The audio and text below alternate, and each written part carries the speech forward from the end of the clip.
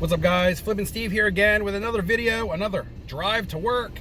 I know we used to do the live drives, but I hit a dead zone on my new route to work, so I got to film these videos. But I like doing these style videos because it's just me and my thoughts and a subject matter that I'm going to talk about. Now, today, I don't have one particular subject matter. I just want to talk about multiple things in general as they cross my mind and my thoughts with you guys. Yeah, I could call my wife on the way to work, or my dad or my mom, and catch up with them. But occasionally I like to catch up with you guys as well. Like I said, it is Friday, so shout out to anyone out there who's going to bust their ass on a Friday night because you don't have the luxury of having Fridays and weekends off. In the casino business, in my position, that's a really hard thing to get. So first thing I want to bring up is the national giveaway, guys. I'm starting to work towards it.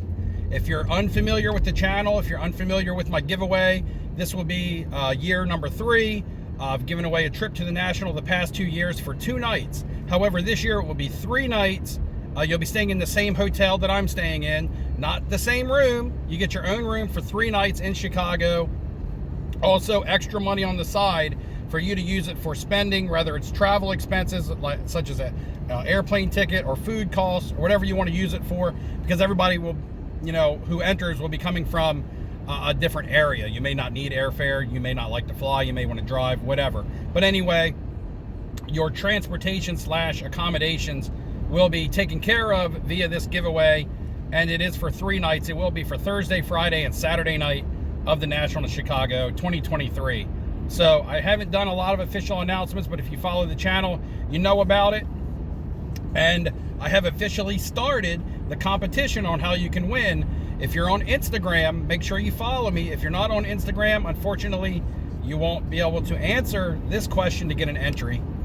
But hey, maybe it'll motivate you to hit up Instagram. Head over. I did a post today asking a question where I posted a card or a sticker of a musician, and I asked you to tell me who that musician was in the comments. All you got to do is answer that correctly, and I'll probably cut that off after 1 day. So all you got to do is head over there, answer that correctly, and you instantly have an entry to be drawn out to be the winner for the National. Now, we will do lots more as the National approaches. We're still a ways away. We'll do lots more things to get people entered. So if you don't get this one, don't be like, oh no, I don't have a chance, because everybody will have a chance as long as they follow the content and keep up with things that I'm doing. So as I sat in my car to head to work today, I was like, man, I'm feeling pretty good today. Not only in life, not only, in my job and with my family, but I'm feeling pretty good about the hobby today. It's been a while since we've had anything major happen. The last buzzy thing was coming out of the Mint Collective was the thing with Beckett, where they were going to change their grading, and but that's been it. And that wasn't even super terrible. That was just something that, some people were up in arms about, but Beckett backed out of it, and they're looking for other things to do. But this week has been fairly quiet other than that. And at the moment, a quiet week in the hobby is a good week. And a question I like to have out there for viewers: what do you watch when there's no negative? I don't want to say negative because it's not negative, but what do you watch when there's no news or bad news or drama or anything? And content creators, what kind of videos do you put out when there's nothing to report? When there's no one else to talk about? And I don't mean talk about in a positive light. When there's no one else to, throw up on your channel and blast. What else do you guys out there talk about? If you talk about yourself, like I've always said, you'll always have content to talk about. I watch a lot of content, and there's been some content out this week from different content creators that I watch, or / new, and content creators that I've watched for a long time. And even some of those content creators that I've watched for a long time, their narratives this week were a little bit different. And that's very good to see, to be able to put out a watchdog or a hobby watchdog video, and then come out the next day and put out a video about something in the hobby that makes you feel good. That's a good thing to be versatile like that, to be able to diversify and do different types of content. It helps you engage with everyone, not just the people that are there for the woe is me, the hobby stinks type content. It helps you engage with the people who are enjoying the hobby right now. One case in point, I want to point out AIH's video that he did. Maybe it was yesterday, maybe it was today. I don't know. I'm so old, days just all blend together. But anyway, he put out a video where he received a Bob Cousy autograph in the mail, where he had sent a self-addressed stamped envelope with a Bob Cousy card. And Bob Cousy, Celtics great, NBA legend, sent that card, returned that card to him autographed, and even signed it to Raul, which is super awesome. It's something in the hobby that a lot of people don't do anymore. And back in the day when I was a kid, that's kind of the only way, other than going to games or going to different events to get autographs, was you could send off to the players. It's good to see that some of the players still send autographs back. And the one thing that I want to point out from Raul's video is that he stated in that video, I wasn't having a very good day, or I was having a bad day, or I wasn't feeling well, or something along the lines of his day just wasn't going the best. And he received that card in the mail, and he said it made him feel better. It helped his day. You know, it improved his day. And guys, that's what it's all about. That's why we're here. That's why we're in the hobby, because it makes us feel better. It gets us through our day. You know, it's an escape for us to do other things. And it's good to see, you know, someone express that, especially when a lot of times all that you think about a certain person may be that, oh, all this person does is talk bad about things. It's good to see the other side of it, that everyone gets something back out of the hobby. You know, whether it's their content, whether it's being able to talk with others and engage like I'm doing now with you guys, the interaction, that's my number one thing. You know, and then the cards, getting the cards in the mail. So I thought that was awesome. Another video came out, was a vlog, and this was a vlog by Rothcards TV, and I don't, you know, big following. I had done a video a couple weeks ago, maybe it was a week and a half ago, where I talked about I didn't like the idea that some content creators were passing along a message that things were easy. And I put that out there in hopes that my message would get through to someone, and in hopes that that message would get spread to others, because my platform is only so big. I have a certain demographic of followers, and honestly, my message isn't going to reach the people that I intended it to reach. My demographic is middle-aged males, and I needed this to reach a younger crowd. And I believe it was the Phoenix vlog that Rothcards just did. Josh talks about how things can be mixed up from being easy and possible. It's two different things, something being easy and something being possible. Now, I know that it was probably semi in response to my video, and I'm not going to take it as in he was firing a shot back at me or anything, because my point got across. That's all I wanted. You know, if I had to be a little bit harsh, because I like these vloggers, but if I had to be harsh to try to get my point out there, then mission accomplished for me. And in his video, he says, you know, it's not easy flipping cards and making profit, but it's possible. You know, it's not easy to make a career out of this, but it's possible. And that's, yes, I never wanted to say that anything was impossible. And I think that people got my term of realistic mixed up with, you know, be realistic, don't chase your dreams. That's not what it was about. But the fact that he brought up that, and he did that message, whether it was in response to me or not, whether it was trying to be a comeback at me or not, I really don't care, because my point got across to people who were watching his video, and that was my intentions.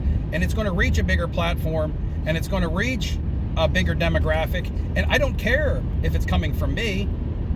I wanted my message to get to the person who's bigger, got a bigger stage than me, and they can spread the word, and that's what happened. So, you know, kudos, that's awesome. Even posted on Instagram and on his new Discord that he's in, which is called Hobby Squad. You can check that out. I even joined that myself.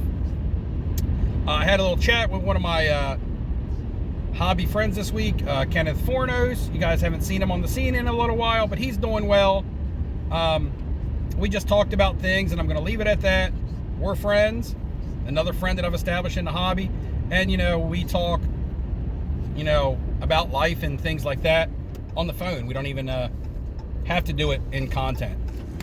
Another vlog that I watched is from a new YouTuber. Now, I don't know if he's new to YouTube, but he may be new to the sports card scene, and establishing a following really quickly. And this is a vlogger named Justin Gamble.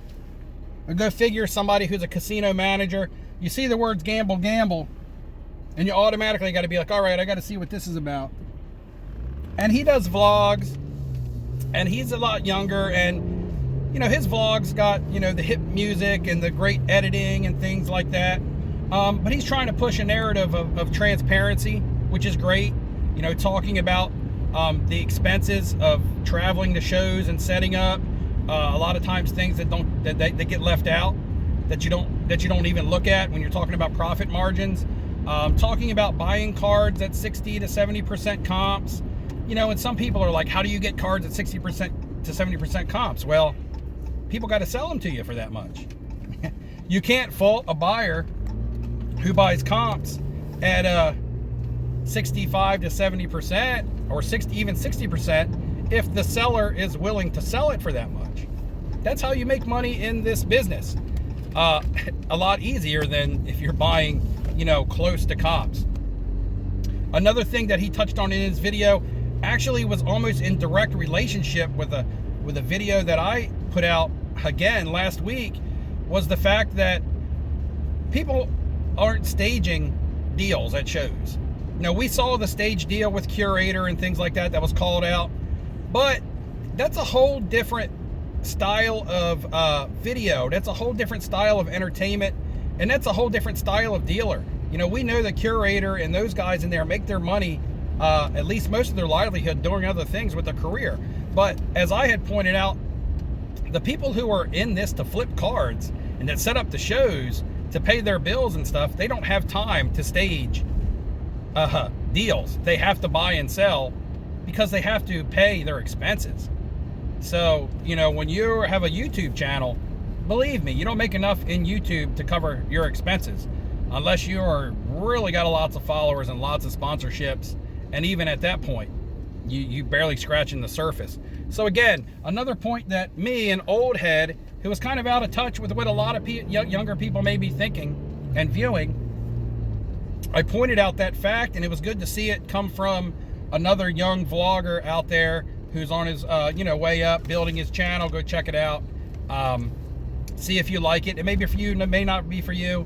I like the videos. Some of the music I don't like, but hey, you can't love everything 100%.